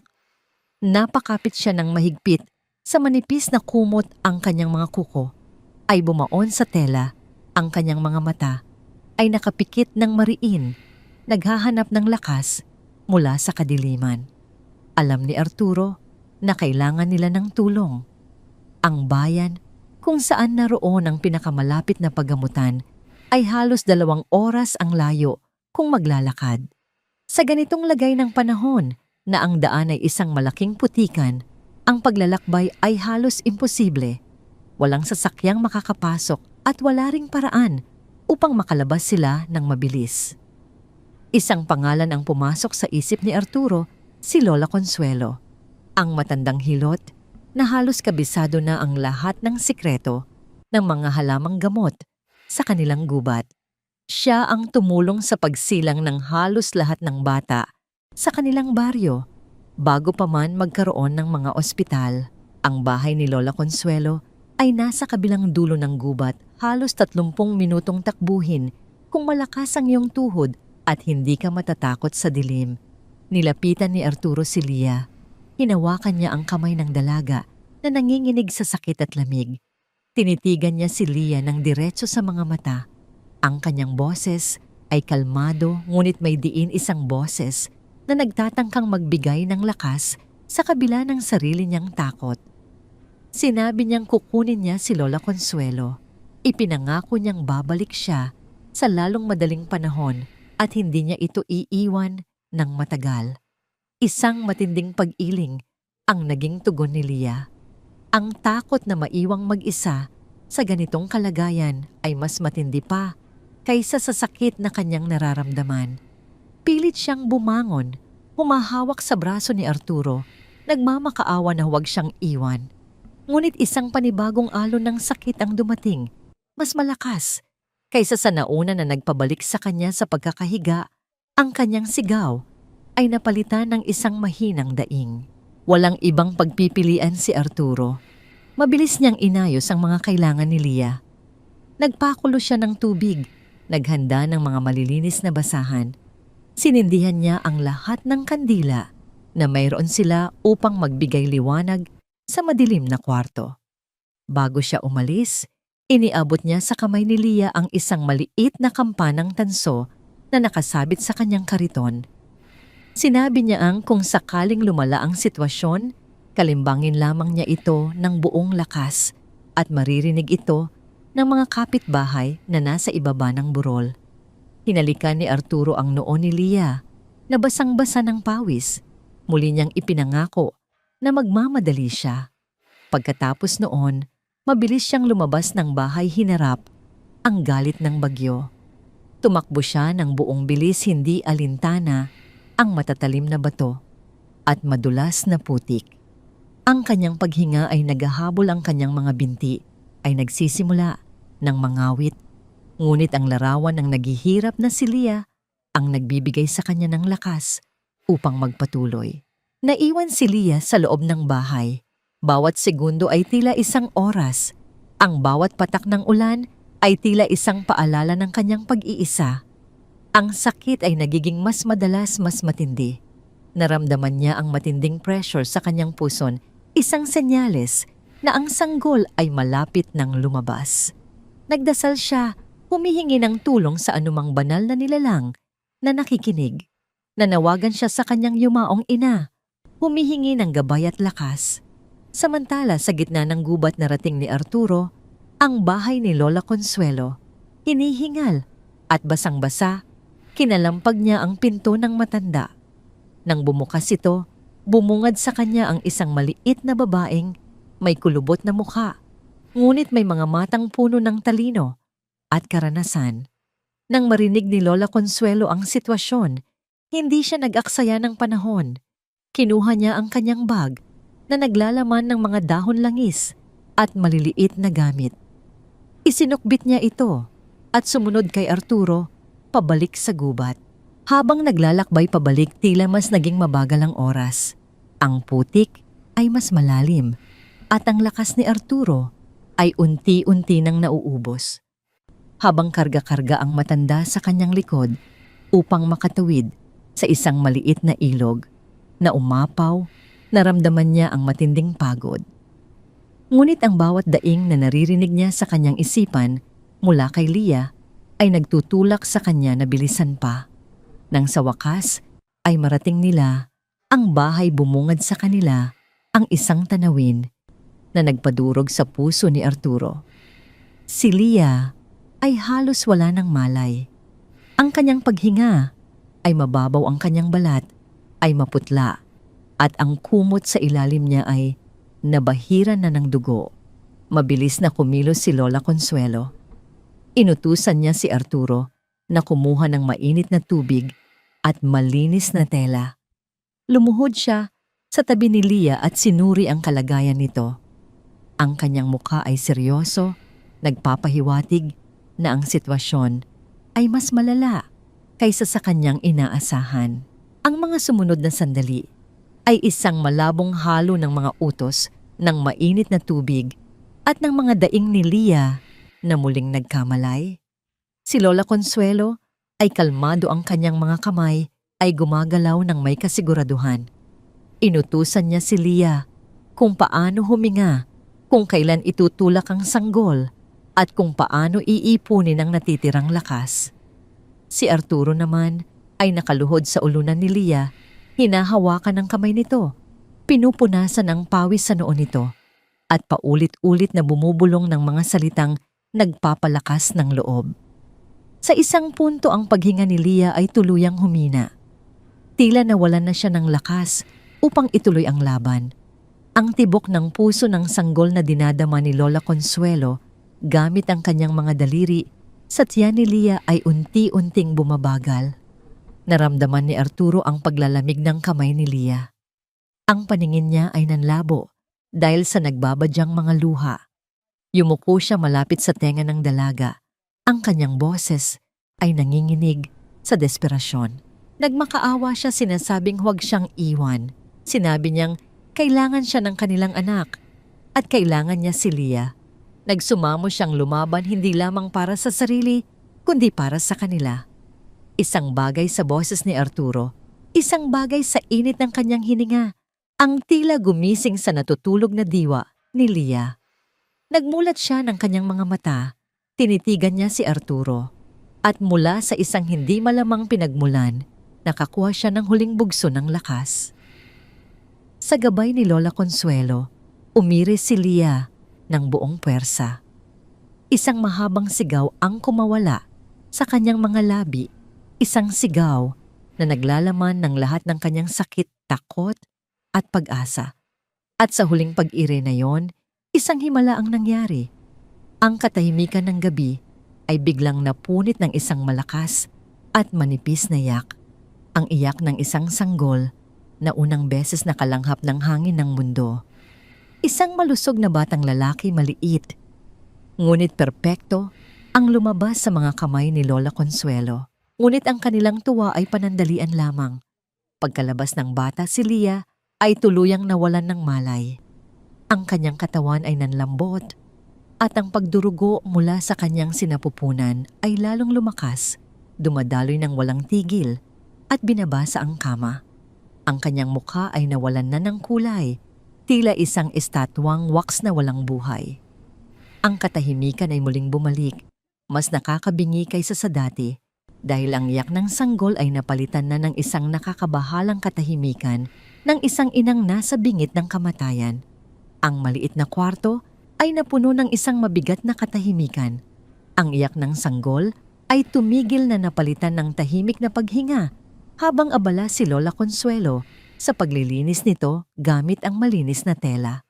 Ngunit ang atensyon ni Arturo ay nakatuon sa babaeng nakahiga sa kama na tila isang estatwang walang buhay sa gitna ng namumuong dugo. Mabilis na kumilos si Lola Consuelo.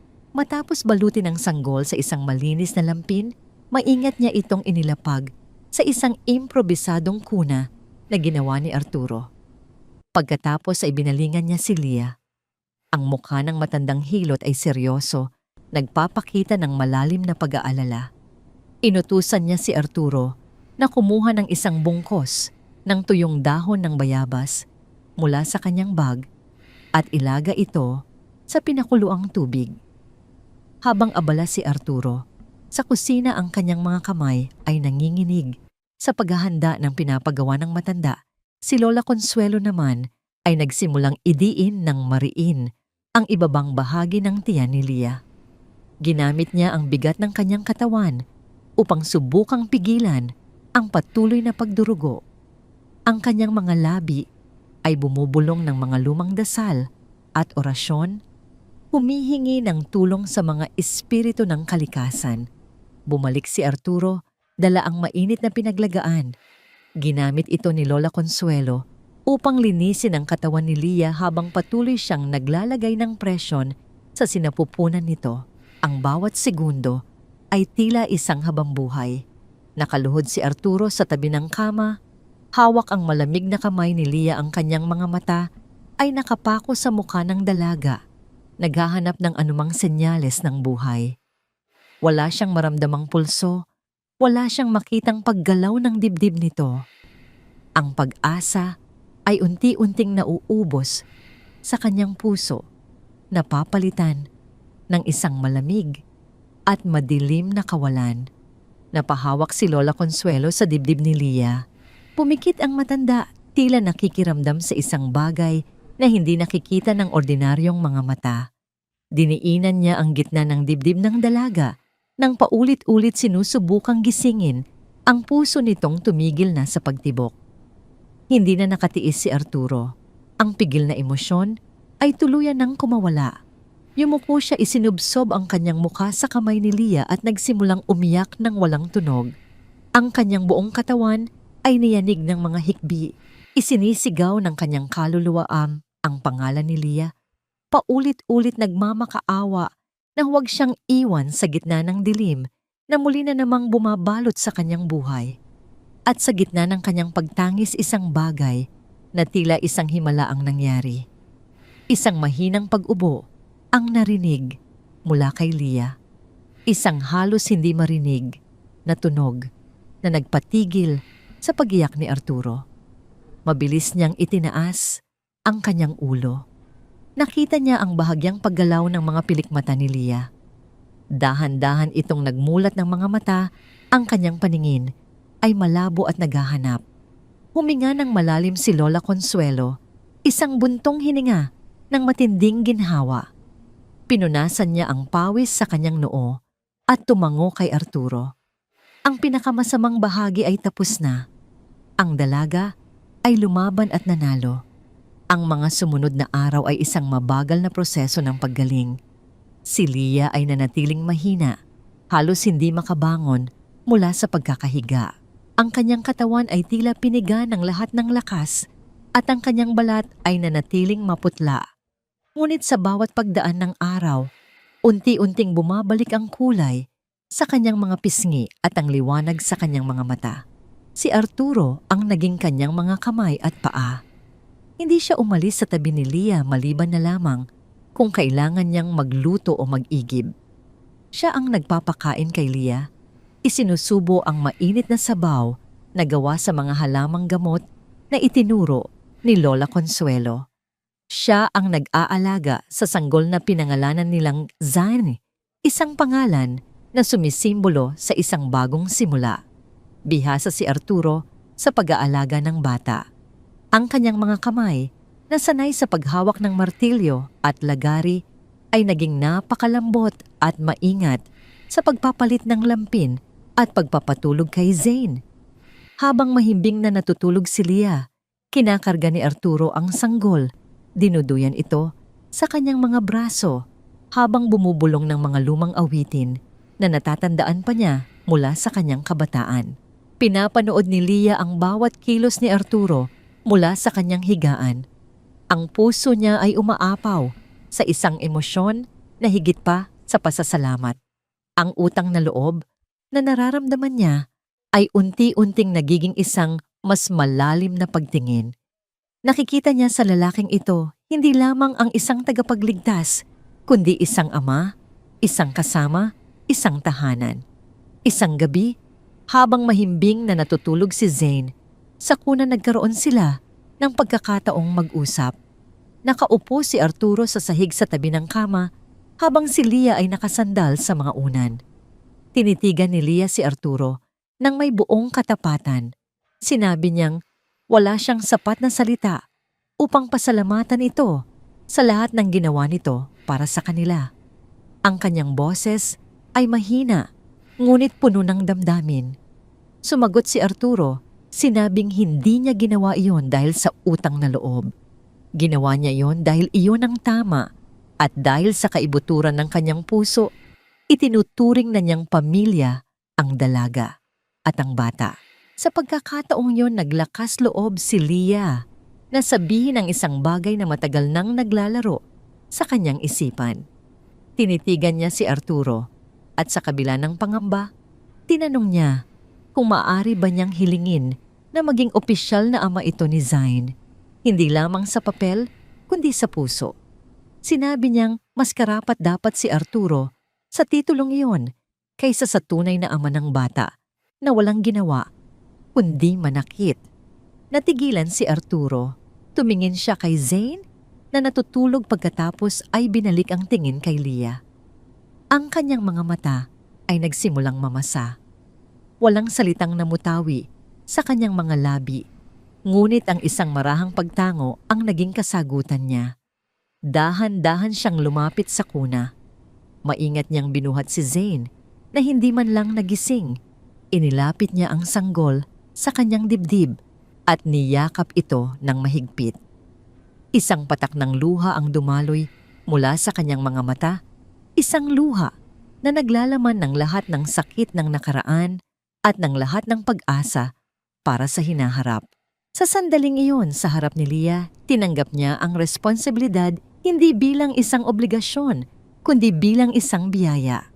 Naramdaman niyang muli ang pakiramdam ng pagiging isang ama. Ang mga sumunod na linggo ay nagdala ng bagong ritmo sa kanilang buhay. Ang mga sugat ni Leah kapwa sa katawan at sa puso ay unti-unting naghilom. Ang iyak ni Zane ay naging musika sa kanilang maliit na bahay. At ang katahimikan ni Arturo ay napalitan na ng mga ngiti at mga bulong ng pagmamahal para sa bata. Ngunit habang ang kapayapaan ay unti-unting nananahan sa loob ng kanilang tahanan, hindi nila alam na sa labas ng kanilang bintana, sa dilim ng gabi, may isang anino na palihim na nagmamasid. Isang anino na naghihintay ng tamang pagkakataon upang bawiin ang inaakala niyang sa kanya. Ang katahimikan ay panandalian lamang at isang panibagong panganib ang nagkukubli sa likod ng mga puno nagbabanta na sirain ang pamilyang unti-unti pa lamang nabubuo. Isang buwan na ang lumipas mula nang isilang si Zane. Ang maliit na bahay ay unti-unting napupuno ng mga bagong alaala. Ang unang nangiti ng sanggol, ang amoy ng gatas at pulbos, at ang mga gabing puyat, ngunit puno ng pagmamahal. Si Leah ay halos ganap ng malakas, at si Arturo ay naging isang ganap na ama. Ang bawat kilos niya ay umiikot sa kapakanan ng mag-ina. Isang gabing tahimik, habang ang buwan ay nakatago, sa makapal na ulap isang malalim na pagod ang bumalot kay Leah. Pagkatapos magpadede kay Zane, inilapag niya ito sa kuna na katabi lamang ng kanilang kama.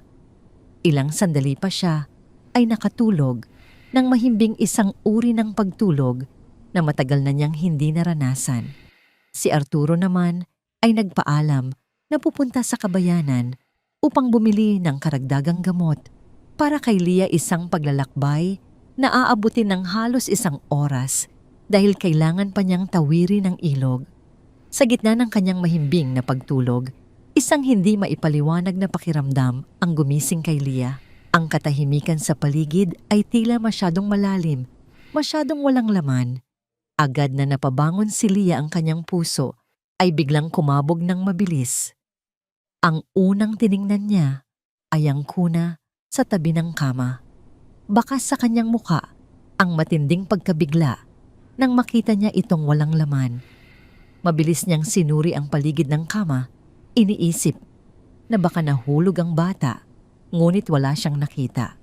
Ang kanyang mga mata ay nanlaki sa takot nang mapansin niya ang bintana sa kabilang dulo ng kwarto. Ito ay nakabukas nang maluwang ang manipis na kurtina ay marahang iwinawagayway ng malamig na hangin ng gabi. Isang nakakabinging takot ang bumalot sa buong pagkatao ni Lia. Hindi siya sumigaw. Walang boses na lumabas mula sa kanyang lalamunan. Ang tanging nagawa niya ay tumakbo. Tumakbo siya palabas ng bahay, suot lamang ang kanyang manipis na pantulog. Ang kanyang mga paa ay walang sapin at tumatapak sa malamig at mamasa-masang lupa. Sa di kalayuan, sa ilalim ng isang malaking puno ng akasya, naaninag niya ang isang figura. Isang lalaki ang naglalakad papalayo. Bit-bit ang isang maliit na bulto na nakabalot sa kumot. Alam ni Lia kung sino yon, si Carlo. Bumalik siya, hindi upang manaakot kundi upang tuparin ang kanyang banta. Isang lakas na nagmula sa pinakamatinding takot ng isang ina ang bumuhos sa katawan ni Lia. Sumigaw siya ng pangalan ni Carlo, isang sigaw na puno ng galit at desperasyon. Tila nagulat si Carlo nang marinig ang sigaw. Lumingon siya at nang makita si Lia na tumatakbo palapit, mas lalo niyang binilisan ang paglakad. Ngunit hindi sumuko si Lia.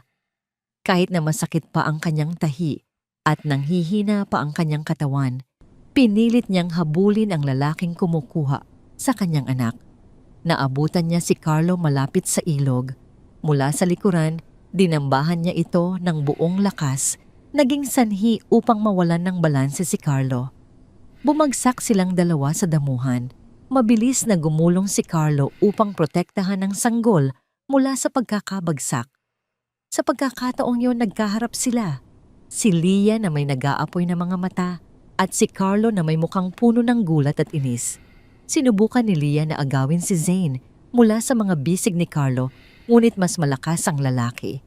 Itinulak siya ni Carlo palayo, ngunit muling sumugod si Lia.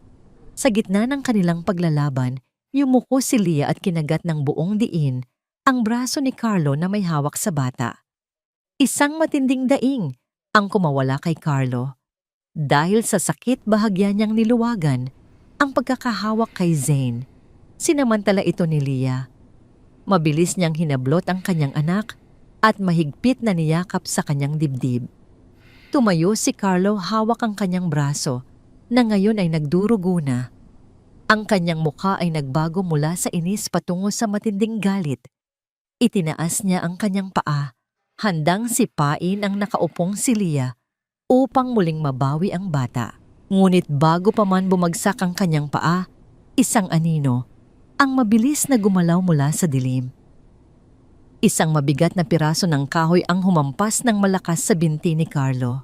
Ang tunog ng pagtama ng kahoy sa buto ay sinundan ng isang matinding sigaw ng sakit mula sa lalaki.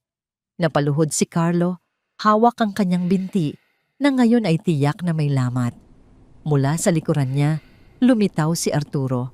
Ang kanyang mukha ay hindi maipinta. Walang emosyon, ngunit ang kanyang mga mata ay naglalaman ng isang uri ng galit na kayang pumatay. Maagang nakabalik si Arturo dahil sa masamang kutob na naramdaman niya habang nasa daan. Dahan-dahang lumapit si Arturo kay Carlo. Mula sa kanyang baywang, kinuha niya ang isang maliit at matalim na kutsilyo na ginagamit niya sa pag-ukit ng kahoy. Lumuhod siya sa harap ng nanginginig na si Carlo. Hinawakan niya ng mahigpit ang kwelyo nito at itinaas ang kanyang mukha. Idiniit ni Arturo ang malamig na talim ng kutsilyo sa leeg ni Carlo sapat lamang upang maramdaman nito ang panganib. Ang boses ni Arturo ay isang mahinang bulong, ngunit mas nakakatakot pa kaysa sa isang sigaw. Bawat salita ay may bigat. Binalaan niya si Carlo na ito na ang huling pagkakataon na makikita niya ang mukha nito. Sinabi niyang kung susubukan pa ulit nitong lumapit kay Lia o sa bata, hindi na isang pirasong kahoy ang tatama sa kanya. Ipinangako niya sa paraang hindi mapag-aalinlanganan. Nahahanapin niya ito kahit saan man ito magtago at tatapusin niya ang lahat. Ang takot sa mga mata ni Carlo ay hindi maikakaila. Ang init ng ihi ay naramdaman niyang dumaloy sa kanyang pantalon. Mabilis siyang tumango, ang kanyang katawan ay nanginginig. Nang hindi mapigilan, binitawan ni Arturo si Carlo. Itinulak niya ito palayo. Hirap na tumayo si Carlo, paika-ikang tumakbo palayo sa dilim. Iniwan ang anumang natitirang dignidad sa putikan. Nang mawala na si Carlo, ibinaba ni Arturo ang kutsilyo. Lumapit siya kay Lia na yakap-yakap pa rin si Zane. Umiiyak ng tahimik. Lumuhod si Arturo sa harap nila. Dahan-dahan niyang hinaplos ang buhok ni Lia, pagkatapos ay ang maliit na ulo ni Zane. Walang salitang namutawi, ngunit sa kanilang mga tingin, isang pangako, ang muling nabuo, isang pangako na habang sila ay magkasama, walang sino man ang makakapanakit sa kanilang pamilya. Ilang araw pagkatapos ng insidente, isang balita ang kumalat sa buong baryo. Ang pamilya ni Carlo sa Maynila ay nasangkot sa isang malaking iskandalo ng tax evasion. Upang makaiwas sa kulungan, mabilis silang tumakas palabas ng bansa. Iniwan ang lahat ng kanilang ari-arian at negosyo. Ito ang huling narinig ng baryo tungkol sa pamilyang nagdala ng gulo sa buhay ni Lia. Tila ang hustisya sa sarili nitong paraan ay natagpuan din ang daan. Ang anino ng nakaraan ay tuluyan ng naglaho, nag-iwan ng isang malinis na daan para sa isang bagong umaga. Lumipas ang ilang buwan ng kapayapaan. Ang maliit na bahay sa itaas ng burol ay naging isang tunay na tahanan. Si Zane ay lumalaki, nang malusog ang kanyang mga halakhak, ay nagbibigay ng bagong buhay sa mga dingding na dating saksi sa kalungkutan. Si Lia ay ganap ng nakabawi. Ang kanyang mga ngiti ay mas madalas na ngayong nasisilayan. At si Arturo, ang lalaking dumating na may dalang anino ng nakaraan, ay natagpuan na ang kanyang liwanag sa piling ng pamilyang kanyang binuo. Ngunit ang mga sugat na dulot ng tsismis ay hindi kasing bilis maghilom ng mga sugat sa katawan. Bagamat humanga ang karamihan sa katapangan ni Arturo, may iilan pa ring bumubulong sa mga sulok, lalo na ang mga konserbatibong miyembro ng kanilang komunidad. Para sa kanila, ang pagsasama ni Lia at Arturo nang hindi kasal ay isang iskandalo na sumisira sa moralidad ng kanilang baryo. Ang bulong-bulungan ay umabot sa kapitan ng kanilang barangay. Upang matigil na ang mga usap-usapan, nagpatawag siya ng isang pulong sa barangay hall. Ang paksa ang immoral na pamumuhay umano ng pamilya sa itaas ng burol. Nang matanggap ni Lia at Arturo ang paanyaya, isang pamilyar na kaba ang muling bumalot sa kanila. Ngunit sa pagkakataong ito, hindi na sila nag-iisa. Haharapin nila ito ng magkasama. Sa araw ng pulong, dumating sila sa barangay hall. Si Zane ay mahimbing na natutulog sa mga bisig ni Arturo. Ang lahat ng mata ay nakatuon sa kanila. Ang iba ay may halong paghanga. Ang iba ay may pag-uusig. At ang iba naman ay naghihintay lamang ng panibagong drama na kanilang pagpipiestahan. Sa harap ng lahat tumayo si Tita Rosario, ang matandang tsismosa na hindi pa rin makalimutan Ang kahihiyang sinapit sa kamay ni Arturo ang nagsilbing pangunahing taga-usig. Ang kanyang boses ay matinis at puno ng pagmamatuwid. Sinabi niya sa kapitan na ang ginagawa ni Lia at Arturo ay isang masamang ehemplo sa mga kabataan.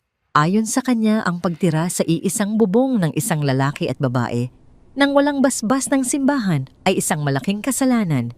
Hiniling niya sa kapitan na palayasin ang pamilya mula sa kanilang baryo upang linisin ang kanilang komunidad. Ang mga salita ni Tita Rosario ay sinang-ayunan ng iilan pang matatanda. Nagsimula ang bulungan sa loob ng hall. Nakayuko si Lia, nararamdaman ang bigat ng bawat mapanghusgang tingin. Niyakap niya ng mahigpit ang braso ni Arturo. Ngunit hindi na siya ang babaeng takot at mahina na unang nakilala ng baryo. Dahan-dahang tumayo si Lia. Ang kanyang mga kamay ay bahagyang nanginginig, ngunit ang kanyang boses ay buo at matatag nang siya ay magsalita. Humarap siya sa buong komunidad, hindi kay Tita Rosario lamang. Sinimulan niya ang kanyang salaysay. Ikinuwento niya ang kanyang pag-iisa, ang kanyang takot, at ang kanyang desperasyon. Ikinuwento niya kung paano siya iniwan ng lalaking dapat sana ay kanyang katuwang. At ikinuwento niya kung paano dumating ang isang estranghero na hindi lamang nag-ayos ng kanyang sirang bubong, kundi nag-ayos din ng kanyang sirang buhay. Tiningnan niya si Tita Rosario ng diretso sa mga mata. Tinanong niya ito kung ano ang mas malaking kasalanan, ang magmahal at bumuo ng isang pamilya mula sa mga pira-pirasong buhay o ang manira ng kapwa gamit ang matatalim na salita. Sinabi niyang kung ang pagmamahal na nararamdaman niya para kay Arturo at Zane ay isang kasalanan, kung gayon ay buong puso niyang tatanggapin ang parusa, ngunit hindi niya kailanman ikahihihiya ang pamilyang kanyang ipinaglalaban. Isang matinding katahimikan ang namayani sa loob ng hall.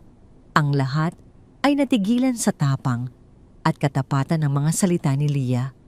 Maging si Tita Rosario ay hindi nakaimik, hindi inaasahan ang ganitong paninindigan mula sa babaeng kanyang minamaliit. Sa gitna ng katahimikang iyon, tumayo si Arturo.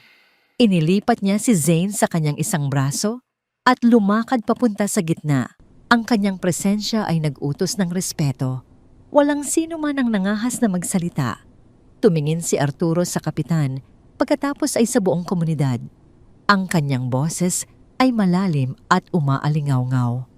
Sinabi niyang naiintindihan niya ang kanilang mga paniniwala.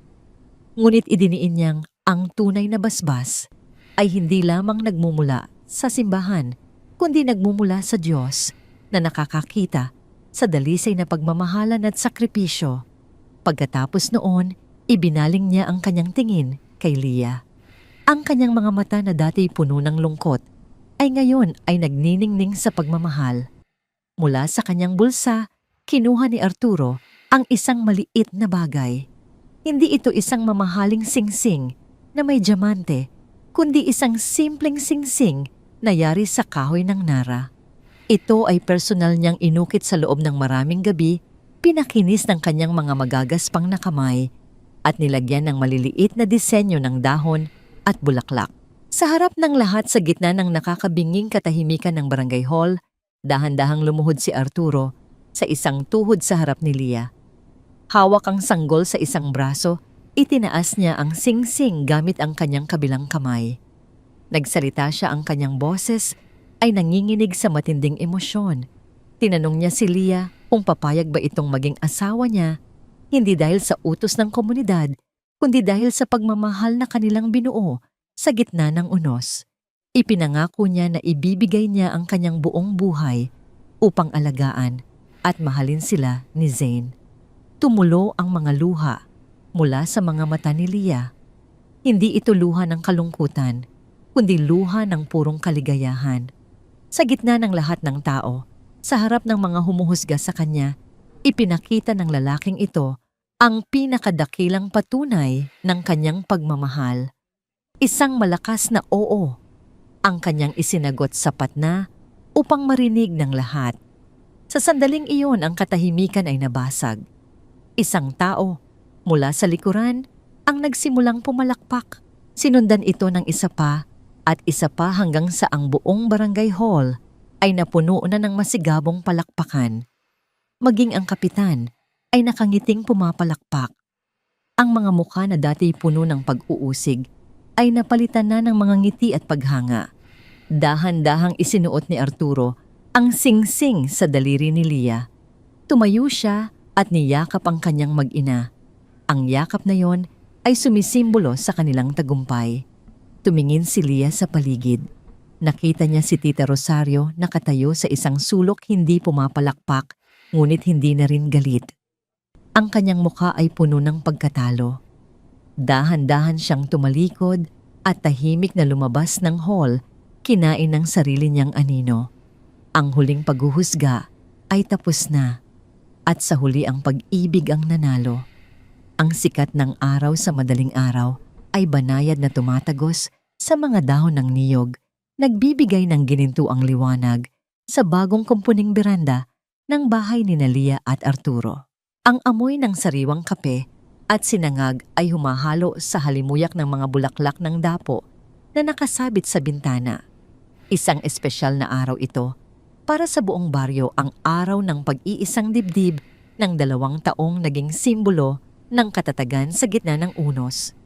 Suot ang isang simpleng puting bestida na hiram mula kay Lola Consuelo. Nakatayo si Lia sa harap ng salamin.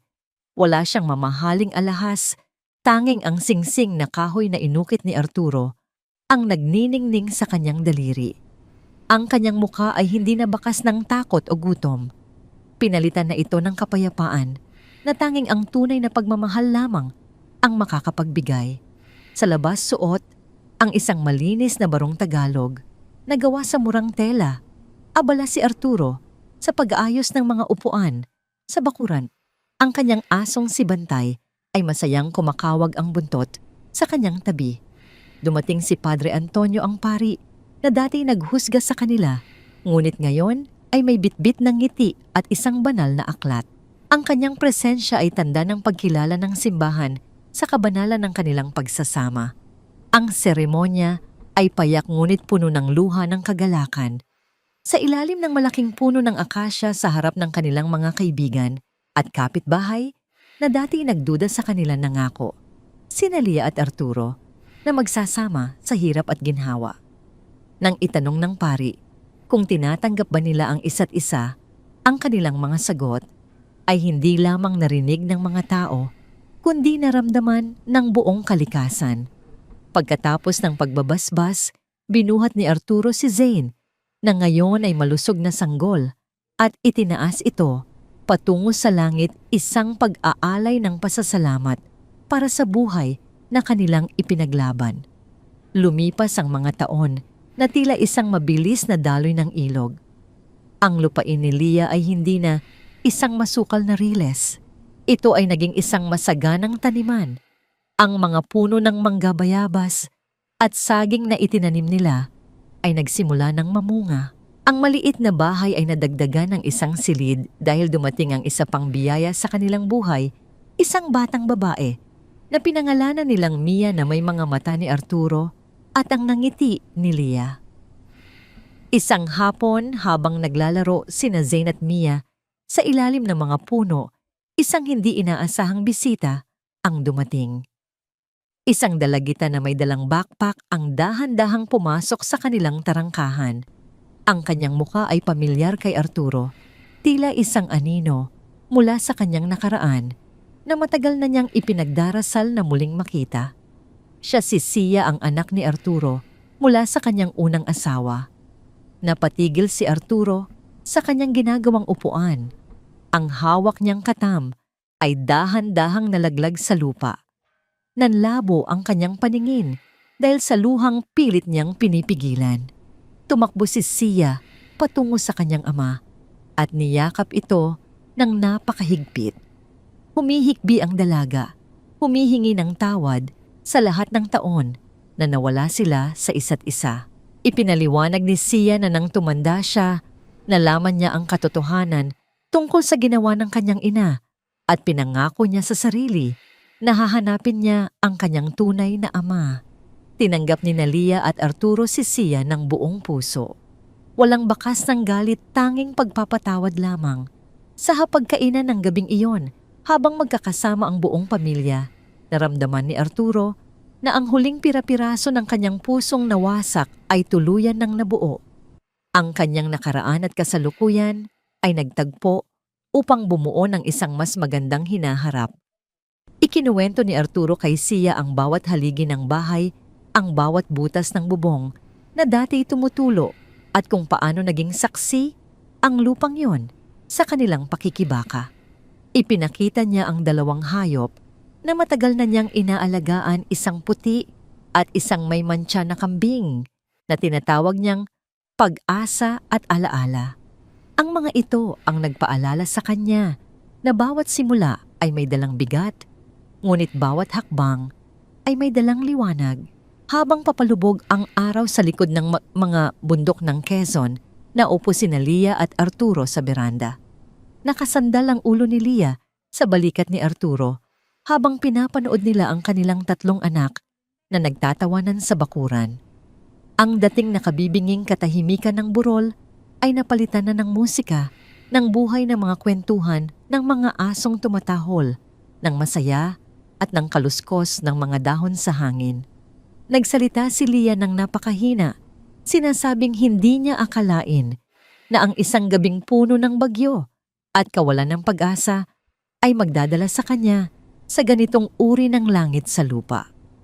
Hinawakan ni Arturo ang kanyang kamay, ang mga daliri nilang magaspang dahil sa trabaho sa bukid ay magkakakawit tila, hindi na muling magbibitaw. Sinabi ni Arturo na kung minsan ang buhay ay hindi nagbibigay ng malalaking milagro sa isang iglap. Minsan ang milagro ay dumarating sa anyo ng isang estrangherong may dalang martilyo, isang inang hindi sumusuko at isang pag-ibig na handang manatili kapag ang lahat ay tumatalikod na. Ang kanilang kasaysayan na nagsimula sa putik at luha ay natapos sa isang masaganang ani. Ang bahay sa itaas ng burol ay hindi na lamang isang istruktura ng kahoy at sawali. Ito ay naging isang monumento ng katatagan. Sa bawat sulok nito, nakaukit ang kwento ng dalawang taong itinapon ng lipunan, ngunit piniling itayo ang kanilang sariling mundo. At habang ang dilim ay dahan-dahang bumabalot sa paligid, ang ilaw ng kanilang gasera ay nanatiling nagniningning isang liwanag na hindi kailanman mamamatay dahil ito ay pinaglalaban ng dalawang pusong natutong magmahal muli.